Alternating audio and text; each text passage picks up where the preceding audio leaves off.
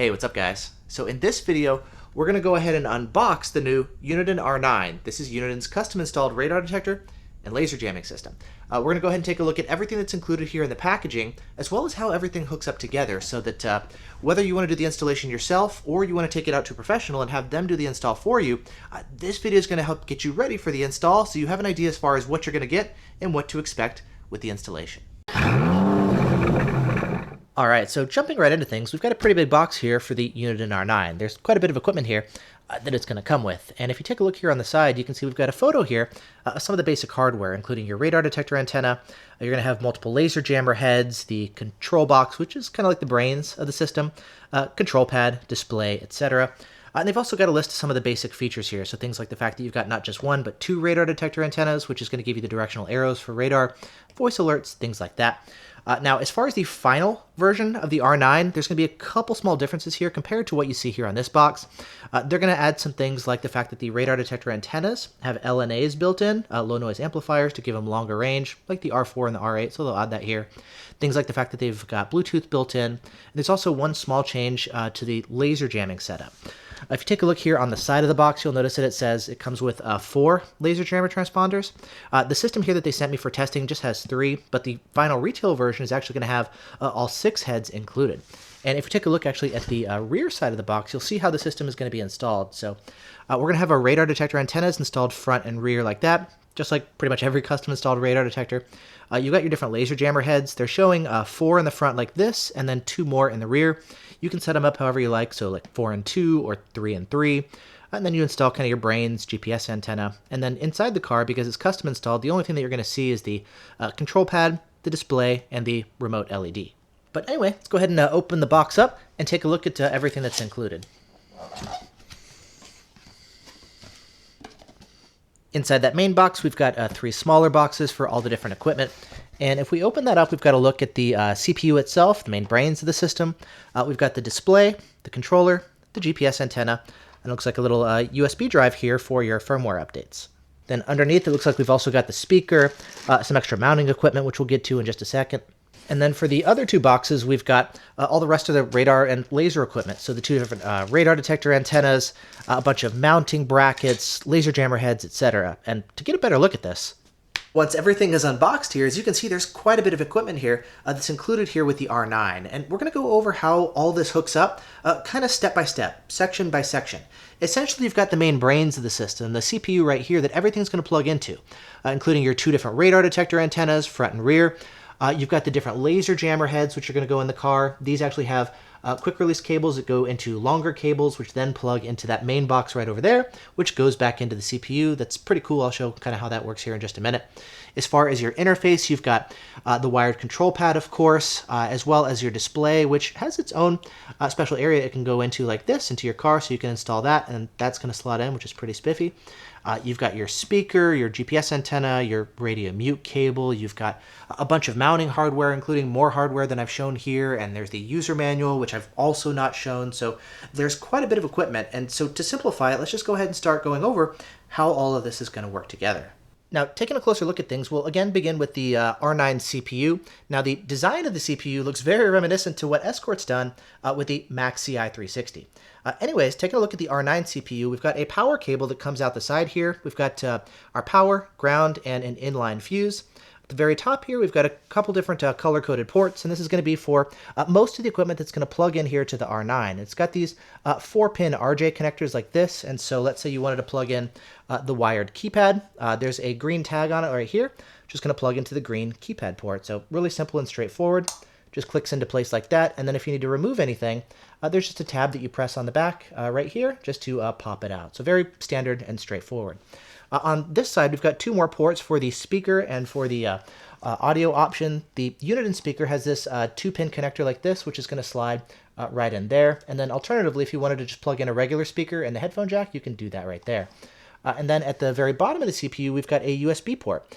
This is going to be for your firmware updates. And so to update the firmware or the red light camera database, you're going to download it off Uniden's website, copy the files over here, and then just plug it in to the USB drive like that. The R9 that I have doesn't have an extension cable to maybe run it out somewhere else more conveniently, so it looks like you're either going to want to get one yourself, or you're just going to want to make sure that you've got the CPU installed somewhere convenient so you can always plug in a thumb drive like this to get all of your updates loaded. And then as far as the interface, because it's a custom installed radar detector, you're not going to see a whole lot. You've got basically three different things. We've got the wired control pad like this to interface with the system, so to mute and lock out signals, turn it on and off, to adjust the detector's volume or change settings, basically to control the system. You've got the control pad here. We've got the display itself, which is going to allow you to see the different alerts and see the direction of the alerts, front and rear. And then we have an alert LED as well, which can light up when you get different radar and laser alerts. And one quick thing to note about installing the display is you can always use the included double stick tape and then just attach the display itself directly to your dash or something. But if you want an even cleaner looking install, they also have the special bracket that it's going to ship with. Essentially, you're just going to want to ideally have a professional do this, but they can cut a hole in your dash for this display bracket to sit in.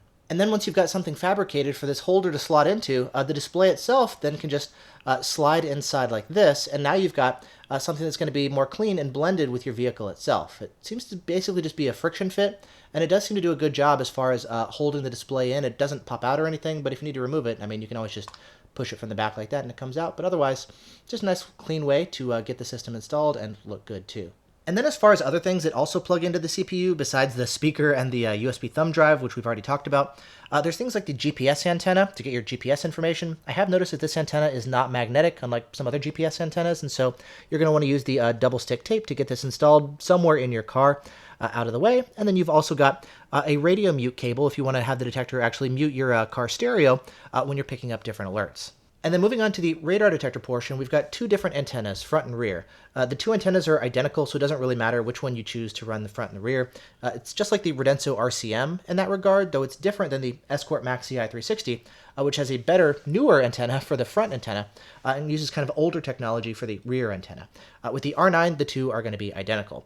Now, connectivity-wise, you've got a cable that runs out the back, and then there's going to be this kind of twist lock connector here to a second cable, which is going to run into the CPU.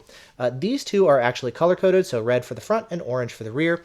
And this way, if you got this installed somewhere in the grill, and let's say it gets damaged or whatever happens and you need to replace it or send it back for warranty work, you can remove this and just disconnect it here at the quick release connector and not have to pull the cable all the way back through your firewall or something. So again, really nice to have these quick release connectors like that. And again, you've got the same thing here for the rear antenna, which is going to go somewhere kind of in the trunk, rear bumper type area on your vehicle. Next, let's take a look at the laser jammer portion. So over here, we've got the purple port for the laser jamming option. We've got a long extension cable out to a twist lock quick release like this that runs out to the laser distribution box. Now, for this box is we're going to have all of the different individual laser jamming heads connected. So 6 cables like this with twist lock connectors that are going to run out to long extension cables like that, and then another twist lock quick release that's going to run to each individual head. Now, once you've got everything installed, you can actually go into the R9 and tell it which of the heads are installed in the front and the rear, and you can also assign RX and TX, or receive and transmit, specifically for if you're going to be encountering different Dragon Eye guns. And you can reference all those details and specifics in Uniden's documentation. Unlike some other laser jammers, which are going to have fixed assignments for which plugs are for the front and which ones are for the rear, with this one, you can totally control it yourself. So if you want maybe 3 in the front, 3 in the rear, you can do that. Or if you want to do 4 and 2, or maybe even all 6 heads up front, you can do that here. And speaking of front and rear installs, let's talk about that here real quick too. Now this laser distribution box, it's waterproof, so if you wanted to install this in your engine bay, you can do that. And that's going to be especially useful if you want to do a front-only installation, because you've essentially got one cable for laser coming out here, which is going to run through the firewall of your vehicle, and then this is going to be going into the engine bay. And then you've got these cables here, which are going to go directly to the laser jammer. So you've essentially got only one cable running through your firewall, so you're going to have a smaller hole in your firewall than if you had to run a bunch of individual cables for each head. Now that said, if you wanted to do front and rear, okay, well, you're going to have to, one way or another, run all the cables to here. So maybe you're going to have, let's say, if you're doing 3 and 3 like this, this can be installed kind of inside the vehicle cabin, and then these 3 cables are going to go out through your firewall. Or if you wanted to, maybe you could put this in the firewall and then have the 3 rear cables running back into the engine bay. So I guess you would have 4 cables total, one like this, and then the 3 rear ones running back to the rear of the vehicle. Then taking a closer look at the laser jammer heads themselves, we can just peel off that there.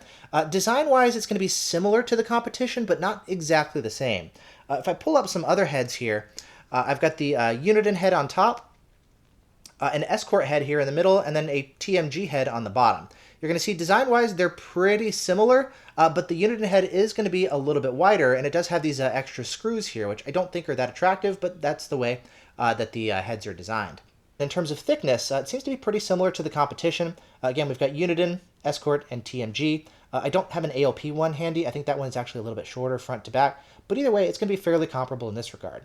You're also going to notice that over here on the side, there's a couple holes. And the holes are going to be for the mounting brackets. And so you're basically just going to be able to connect the mounting bracket like this. The bracket's then going to attach to the vehicle, and then you're going to have the ability afterwards to go in and adjust the exact tilt and angle of the head itself, and then get everything tightened up and dialed in. And because with laser jammers, proper installation is so critical, you really want to make sure that they're installed straight and level. Uniden's going to include a bubble level, just like most other manufacturers, that you can just use to get everything leveled, nice and straight, once you get to the installation. And then similarly on the radar side, we've got a variety of different mounting options. We've got different style brackets like this as usual. We've got different clamps that you can use if you want to clamp onto your car. And they're all going to be installed on the side of the radar antenna like this. You can see that we've got some different rails right here. And with those rails, you can just connect the different brackets, and they're just going to screw into the side right there. You can use these vertical brackets if you prefer, or you could use the included clamps like this, depending on whatever's best for your car. And then, of course, you're going to have a bunch of things like your different screws for the different brackets, double stick tape to get things installed, and then zip ties for all the cables once you're ready to clean things up. And so this is all going to be super helpful whether you want to do the installation yourself or you want to take it to a professional. All right, and now that you're familiar with the system itself, what's included in the box, and how everything hooks up, you're going to have a better idea as far as what to expect for the installation, whether you want to do the install yourself or you want to take it to a professional and have them take care of it for you. Then once you've got everything installed, it's time to start using the system. And for that, I'm going to have some additional videos available for you too. Things like my complete review of the R9. We're going to go over test results. We're going to go over how it compares to other systems. We're going to go over how to set up and configure the system, how to get it programmed, right? And so for all those additional videos, you can stay tuned for that. I'll have links down in the video description for when those videos are ready as well. And as far as where to pick up the system, if you'd like to purchase it, I'll have a link to that down in the video description too. And so with that said, thanks so much for watching. Hope you're all doing great, and I'll see you in the next video.